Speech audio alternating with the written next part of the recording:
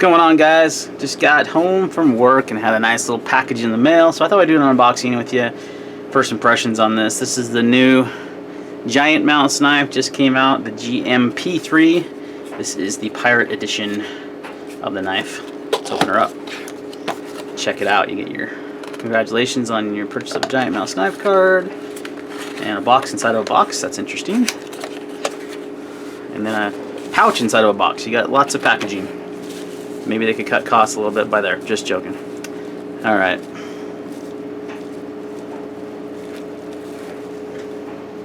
And they're like, let's tie this in a knot. It's secure. No doubt about that.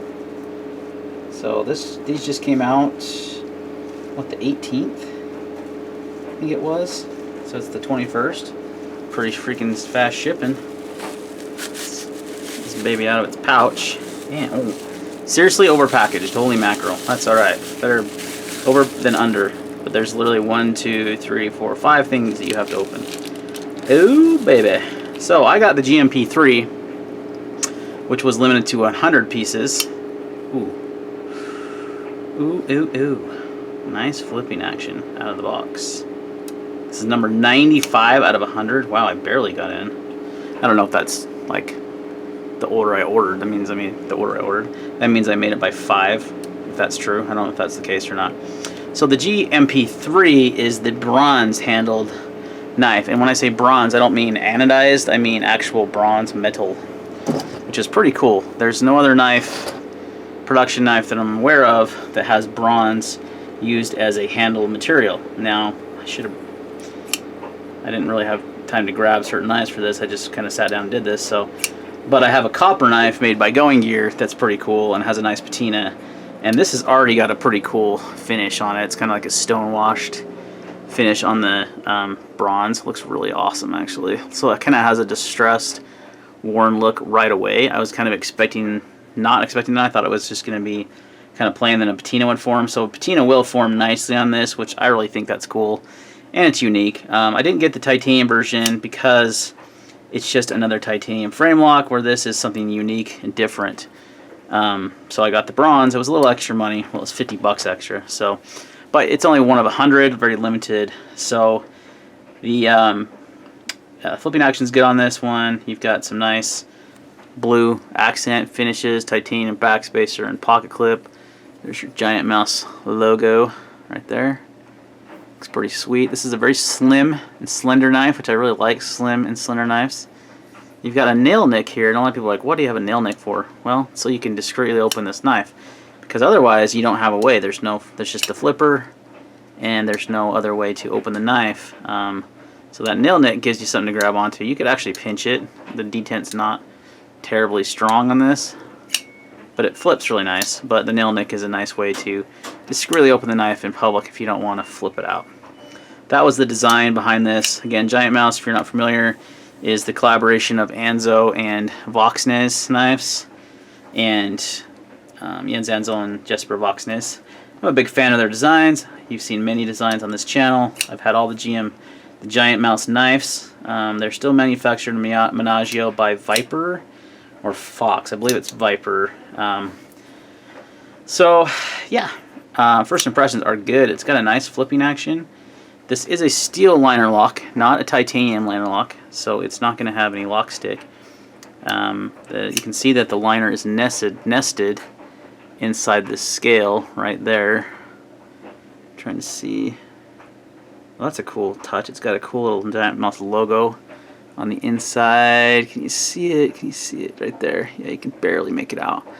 So the liner is nested in there, and does not take up the full scale. As you can see, it's just that little liner right there. So it's not the thickest liner either, so I wouldn't call this a very robust liner lock, but for an EDC everyday carry knife, it's about perfect. And I think that's what they were going for more on this model than their previous models, is more of a EDC friendly, thinner, slimmer knife than the previous ones have been kind of good, larger knives. So it's got a little finger choil up here, which is functional. Got some nice jimping right here. You have a crown spine similar to a Chris Reeve It's an Inkosi. Give you an idea of the size. Well, let's put them side by side for a better size comparison. It's a 4.5 inch handle, closed. The blade is 3.5 inches long. So let's just go pivot to pivot with the large Inkosi carbon fiber there. It's a little bit smaller. I've got a small micarta Inkosi that I've been carrying today. Just to give you a size difference, pivot to pivot, quite a bit larger. So you're in between those three knives. And we'll do my custom knife factory Ratata that I just got back from sharpening.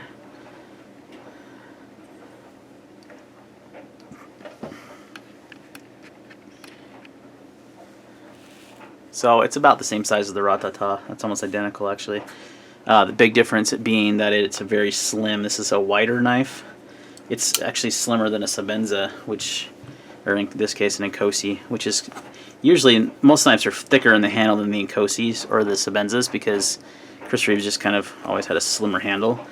This is even slimmer, as you can see.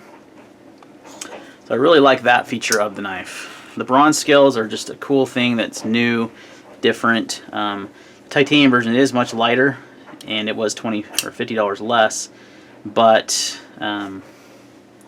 it's got some oil in there. But I opted for the bronze. More, limited number and nice looking grind. Really nice looking grind on this one, actually.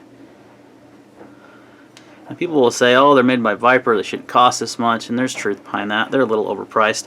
You are getting a very limited production knife, though. I mean, they only make 100 of the GMP3s and a few hundred of the regular GMPs in all their knives, and then when they're sold out, they're sold out. So they don't do more than one run on a knife.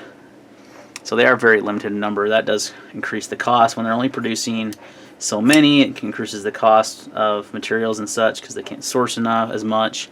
They don't, when they plan for this project on the machining and tooling aspect of it, there's a lot of things that go into it.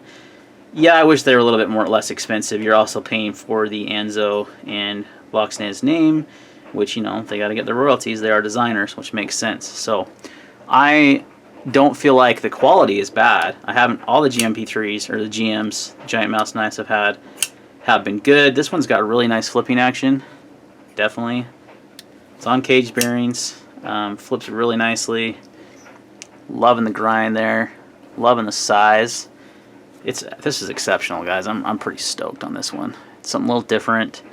Love the look of the bronze scales. They look amazing, especially that weathered, distressed look with the blue accents. I mean, it's freaking sweet. And this one of the questions I'm going to get, I'm sure, is how heavy. If it's bronze, it might be kind of heavy.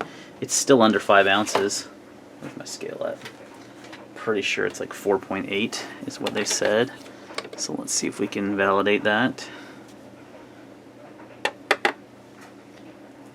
4.9 ounces, so very close. Let's try another. 4.8. There you go. So they're spot on their weight, 4.8 ounces. So it's not terribly heavy for its size. If you went with the titanium, you're under 4 ounces, so you are lighter and you're $50 less. But I've just got so many titanium scaled knives that I thought it'd be kind of cool to get something different, and that bronze is going to get a cool patina. Plus that worn look is just really neat. Let's get a better look at the scales here, because it's really quite cool. So it's a nice slim slender knife, not going to take a lot of space up in your pocket. Really nice for EDC, but you still get a really good blade length to pretty much do anything you need. You got a lanyard space there, and the back spacer, very, very much a Vox style backspacer, and Anzo, actually. They have very similar designs, that Danish design. Loving it, guys. Nice and smooth. You don't have to worry about lock stick with the steel lock bar, which is kind of nice, honestly. We get a little caught up on titanium. It is lighter and, stronger, but it does cost more to produce as well, and you don't have to worry about lock stick here. The action is smooth. It's not like drop free smooth, but it seems like the tolerances are pretty tight on this guy, so I'm sure it'll loosen up. But it flips really nicely, and there's no issues. The D10 is pretty much perfect for flipping The flipper tab has a little jimping there, and it's not overly aggressive. It works well. Just get your finger in the right spot. I actually think the nail nick on here is pretty ingenious because you don't ever see nail nicks on this style folder. You mostly see them on slip joints. So you can discreetly open that knife, quietly open it, or you can, boom, bust it out, flip it. Yeah, I'm liking this, guys. This is going to be in my pocket for a while. Speaking of pockets, let's see how it carries. Guessing it's pretty deep, but not what I would consider a deep carry clip, but